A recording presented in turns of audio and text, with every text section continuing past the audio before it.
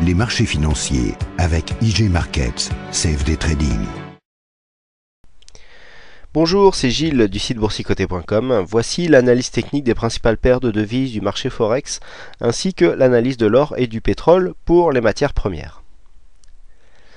Nous sommes le lundi 12 septembre 2011 et aujourd'hui sur l'euro-dollar nous avons eu donc une continuité dans le mouvement baissier puisque vendredi, donc juste avant la clôture, nous avions eu une cassure du support baissier donc qui définissait la tendance depuis maintenant quelques jours, donc ce qui traduit en général une exagération du mouvement, exagération qui a été mise en valeur d'autant plus par ces bougies qui sont quasiment en dehors des bandes de Bollinger, donc c'est ce que j'appelle des bougies hors-bol.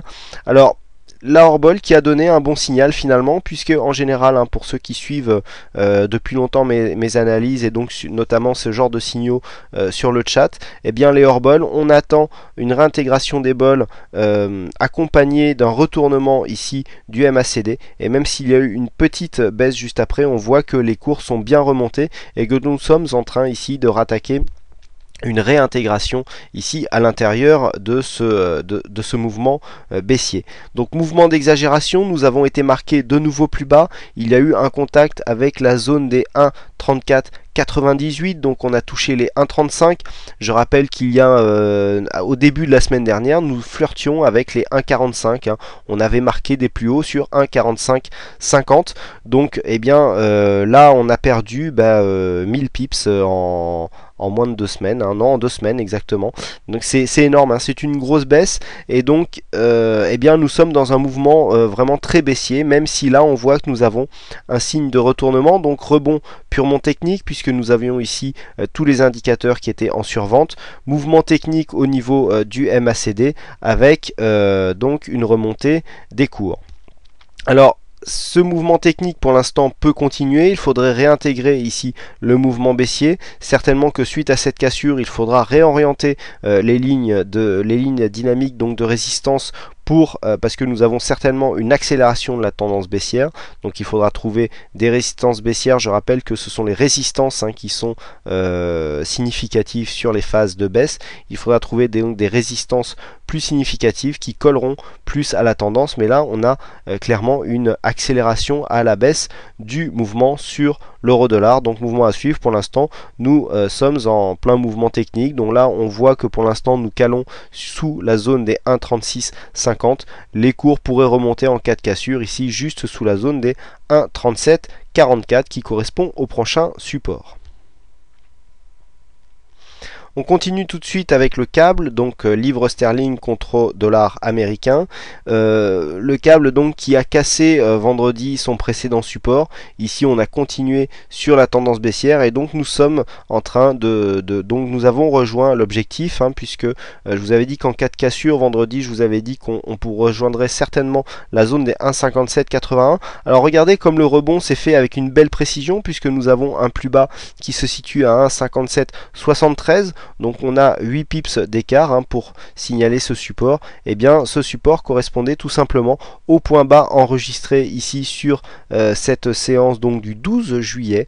Et donc le point bas était de 1,5781. Donc on voit qu'à 8 pips près, pour l'instant le rebond se fait sur la même zone. Nous verrons demain si le rebond était assez significatif pour provoquer un mouvement technique en direction de la résistance baissière que nous avons ici, donc qui colle un peu plus à la tendance. Vous voyez tout à l'heure quand je vous disais qu'on pouvait avoir une accélération baissière, là nous avions une première dynamique baissière sur cette phase et puis nous sommes venus accélérer puisque nous sommes maintenant sur une pente beaucoup plus dynamique. Donc attention, si on persistait ici dans ce mouvement, on voit que nous avons une phase de retournement qui se met en place ici sur le MACD avec des indicateurs, surtout le stochastique, pas trop encore le RSI qui flirte avec sa zone de survente, mais on a clairement ici une divergence haussière puisque on voit les indicateurs qui remontent au niveau de leur plus bas, entre ce point bas ici, si je zoome ça on le verra peut-être mieux, voilà, entre ce point bas ici qui correspond là, vous voyez le RSI qui est beaucoup plus bas que là sur cette zone de point bas que nous avons actuellement. Le stochastique lui est quasiment à l'équivalent puisqu'on a un stock K qui est à 6,4 et donc ici sur cette zone un stock 4 à 9, donc on a bien une remontée du stochastique aussi, donc divergence haussière constatée sur le stochastique et sur le MACD puisque l'on voit ici les histogrammes bien plus haut sur cette phase que ce qu'elle était sur la précédente, donc divergence haussière, donc un prochain retournement pourrait voir un retournement de tendance donc sur le câble. On passe tout de suite au dollar yen, donc le dollar yen qui est réintégré, donc on a une fausse sortie vendredi en séance, hein, avec ici une petite étoile du soir, donc étoile du soir qui a retourné les mouvements, et là on aurait une petite phase ici de retournement. Vous voyez cette grande bougie ici très puissante, deux bougies d'hésitation, et là, alors la bougie n'est pas encore clôturée, donc il ne faut pas interpréter les signaux avant qu'ils soient terminés.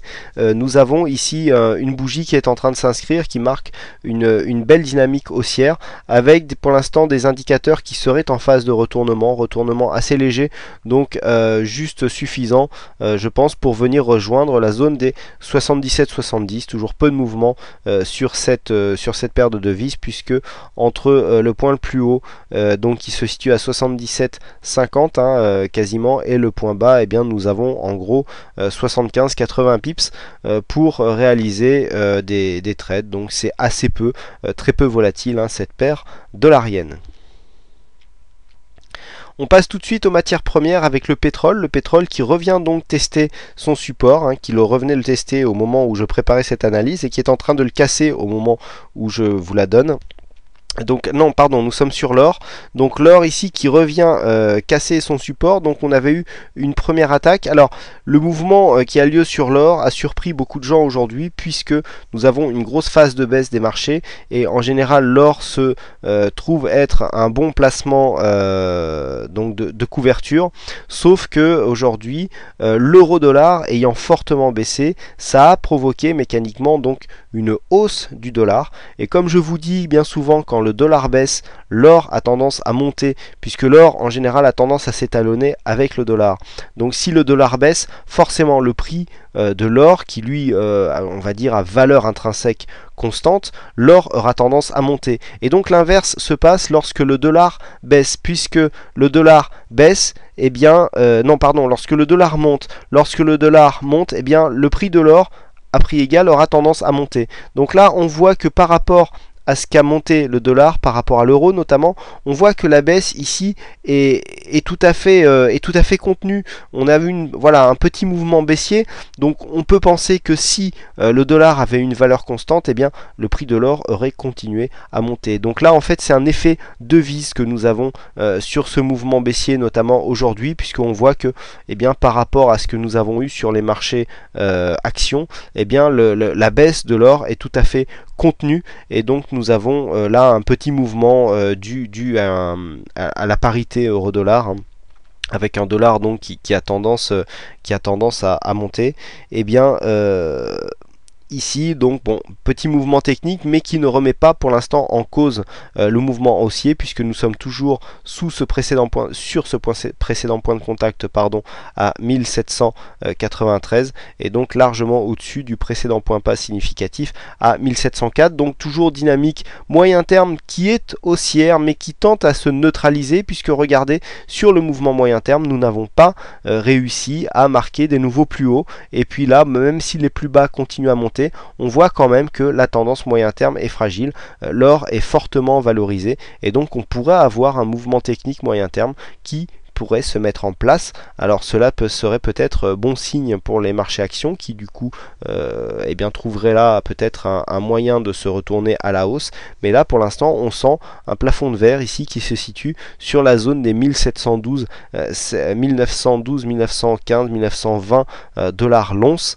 hein, sur l'or, qui est ici donc je le rappelle coté en dollars, hein. C'est pour ça que j'ai mis là XAU comme le symbole de l'or dans le tableau des éléments, et donc coté en dollars. Donc là ici avec une brusque montée du dollar, eh bien c'est normal que l'or n'ait pas monté autant que ce qu'il aurait dû normalement, dû à la chute des marchés. Et donc cette fois-ci on termine par le pétrole, donc pétrole WTI brut léger américain. Le pétrole lui qui fait une petite remontée, donc c'est là aussi qu'on voit que la chute du marché action du jour est vraiment purement bancaire, hein, puisque au niveau du pétrole, eh bien la baisse n'est pas trop répercutée. On est revenu ici au contact de la résistance des 89,20, hein, on arrive proche de cette résistance. Peu de tendance aujourd'hui puisqu'on sort d'un mouvement baissier. On avait une petite zone ici de survente au niveau du stochastique. RSI était proche mais pas encore en survente. Un petit retournement du MACD et donc nous avons eu un signal de retournement technique, hein, qui s'est bien synthétisé ici puisque l'on voit le mouvement haussier qui est en train de se mettre en place. Voilà ce que l'on peut dire donc sur toutes ces analyses techniques. Il ne me reste plus qu'à vous souhaiter à toutes et à tous une bonne soirée, bonne chance dans vos trades, et je vous donne rendez-vous dès demain pour de prochaines analyses en vidéo. Les marchés financiers avec IJ Markets, CFD Trading.